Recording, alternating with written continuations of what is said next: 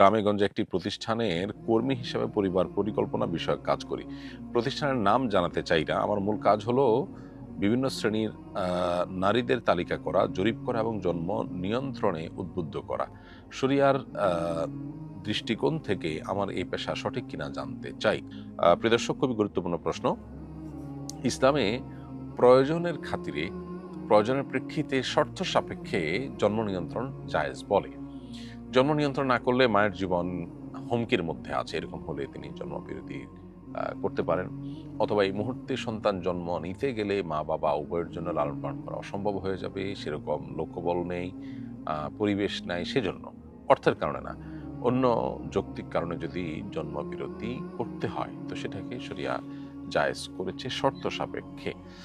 এর বাইরে পৃথিবীতে মানুষের জন্মের হার কমুক, এটা ইসলাম চায় না। নবী করিম সাল্লাল্লাহু আলাইহি ওয়াসাল্লাম বলেছেন, তাজাওয়াজুল ওয়াদুদ ফাইন্নী মুকাসিরুম বিকুমুল উমাম। তোমরা সেই নারীদেরকে বিয়ে করো যাদের সন্তান সন্ততি বেশি হয়।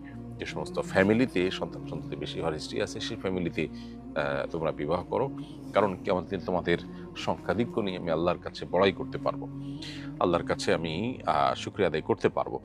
তো এখান থেকে বোঝা যায় মানুষের হার কমানো, মানুষ জন্মের হার কমানো পৃথিবীতে, এটা ইসলামের সঙ্গে যায় না, এই ধারণাকে ইসলাম ধারণ করে না।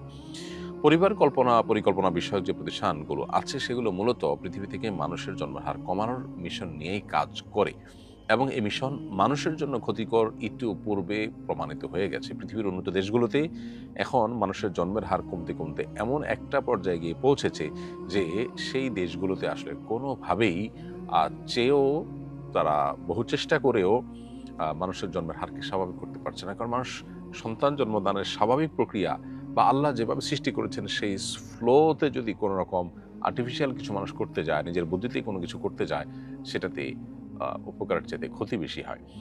ফলে সেই জিনিসটি এখন আমরা হাড়ে টের পাচ্ছি এবং আমরা হাতে কলমে দেখছি।